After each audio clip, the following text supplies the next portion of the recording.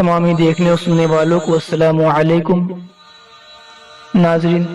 آپ کے دماغ میں کبھی نہ کبھی یہ خیال ضرور آیا ہوگا کہ حضور صلی اللہ تعالی علیہ وسلم کو اللہ پاک نے عرب ہی میں کیوں پیدا فرمایا اور کہیں کیوں نہیں۔ آئیے اس ویڈیو کے ذریعے یہ سمجھنے کی کوشش کرتے ہیں۔ ناظرین، اگر ہم ملک عرب کو زمین کے نقشے پر دیکھیں تو یہ صاف طور پر معلوم ہوتا ہے کہ اللہ تعالیٰ نے ملک عرب کو آسٹریلیا، ایشیا، یورپ، افریقہ، نارتھ امریکہ، ساؤتھ امریکہ، انٹارکٹیکا، ان 7 بر اعظموں کے بیچ میں جگہ دی ہے۔ اس سے بخوبی سمجھ میں آ سکتا ہے کہ اگر تمام دنیا میں پیغام پہنچانے اور تمام انسانوں کی ہدایت کے واسطے ایک واحد مرکز قائم کرنے کے لیے ہمیں کسی جگہ کا انتخاب کرنا چاہیے تو معلوم ہوتا ہے کہ ملک عرب ہی اس کے لیے سب سے زیادہ مناسب مقام ہے۔ ناظرین، جیسا کہ آپ کو معلوم ہوگا کہ اللہ پاک نے 1,24,000 یا تقریباً 2,24,000 انبیاء علیہ السلام کو انسانوں کی ہدایت کے لیے دنیا میں پیدا فرمایا، اور زیادہ تر انبیاء علیہ السلام جیسے حضرت موسیٰ علیہ السلام، حضرت عیسیٰ علیہ السلام، حضرت زکریا علیہ السلام، حضرت یحییٰ علیہ السلام، حضرت داؤد علیہ السلام، حضرت ایوب علیہ السلام، حضرت اسحاق علیہ السلام، حضرت لوط علیہ السلام اور بھی کئی پیغمبروں کو اللہ پاک نے عراق، ایران، عرب، سیریا، اسرائیل، کویت، بحرین وغیرہ ان ملکوں میں پیدا فرمایا۔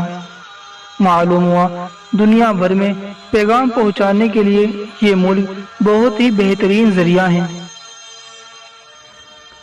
خصوصاً حضور صلی اللہ تعالی علیہ وسلم کے زمانے میں افریقہ، یورپ، ایشیا 3 بڑی سلطنتوں کا تعلق ملک عرب سے تھا، تو ظاہر ہے کہ ملک عرب سے اٹھنے والی آواز کو ان بر اعظموں میں پہنچائے جانے کے ذرائع بخوبی موجود تھے۔ غالباً یہی وہ حکمت ہے کہ اللہ تعالیٰ نے حضور کو ملک عرب میں پیدا فرمایا اور حضور نے یہیں سے حق کی صدا بلند فرمائی، اور اس لیے بھی حضور صلی اللہ تعالی علیہ وسلم کو عرب میں پیدا فرمایا کہ حضور کی پیدائش کے وقت ملک عرب کی سیاسی حالات کا یہ حال تھا کہ دکنی حصے پر سلطنت حبشہ کا اور پچھمی حصے پر سلطنت فارس کا قبضہ تھا، اور اتری ٹکڑا سلطنت روم، پچھمی ساخ سلطنت قسطنطنیہ کے قبضے میں تھا۔ یعنی ملک عرب کی سرحد کے کچھ شہروں پر قبضہ کیا ہوا تھا، مگر اندر سے ملک عرب آزاد تھا۔ لیکن اس پر قبضہ کرنے کے لیے ہر ایک سلطنت کوشش میں لگی ہوئی تھی، مگر کامیاب نہ ہوئی، کیونکہ اللہ پاک اپنے آخری پیغمبر حضور صلی اللہ تعالی علیہ وسلم کو مکہ میں پیدا فرمانا چاہتا تھا، اسی لیے کوئی بھی سلطنت اس پر قبضہ نہ کر سکی، اور سب سلطنتیں آپس میں ہی لڑتی رہی، اور ان کی آپسی لڑائی کی وجہ سے ملک عرب آزادی کی نعمت سے سرفراز رہا۔ یہ تو ملک عرب کی بات ہو گئی۔ اب ملک عرب کے لوگوں کے بارے میں بھی جان لینا چاہیے کہ عرب کے لوگوں کی اخلاقی حالات اور رہن سہن بد سے بدتر تر تھی۔ جہالت نے ان میں بت پرستی کو جنم دیا، اور بت پرستی کی لعنت نے ان کے انسانی دل و دماغ پر قابض ہو کر ان کو اندھا کر دیا تھا، اور یہ لوگ فطرت کی ہر چیز جیسے پتھر، درخت، چاند، سورج، پہاڑ، دریا وغیرہ کو اپنا معبود، اپنا خدا سمجھنے لگے تھے،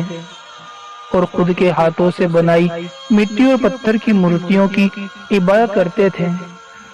عقائد کی خرابی کے ساتھ ساتھ ان کے اعمال و افعال بے حد بگڑے ہوئے تھے۔ قتل کرنا، جوا کھیلنا، شراب پینا، حرام کاری کرنا،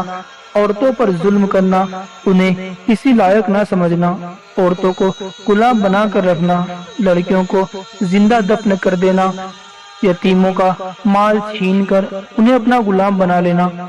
غرض کون سا ایسا گناہ اور گھنونا کام نہیں تھا جو ان کی زندگی میں شامل نہ ہو۔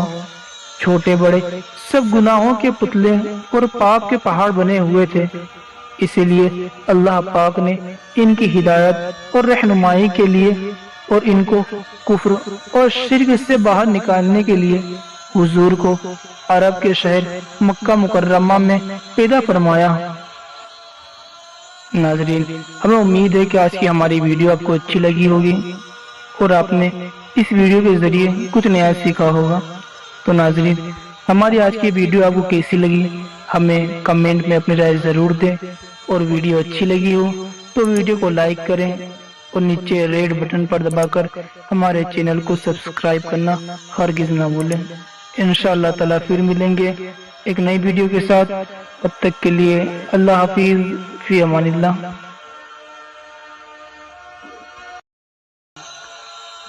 جس زمین پر ہم رہتے ہیں وہ ایک عام آدمی کے حجم کے مقابلے میں 30 ارب خرب گنا بڑی ہے، جبکہ ہمارا سورج ہماری زمین سے 10 لاکھ گنا بڑا ہے۔ اس کے مقابلے میں ایٹا کیری 9 نامی ستارہ ہمارے سورج سے بھی 50 لاکھ گنا بڑا ہے۔ اس کے بعد بیٹل گوز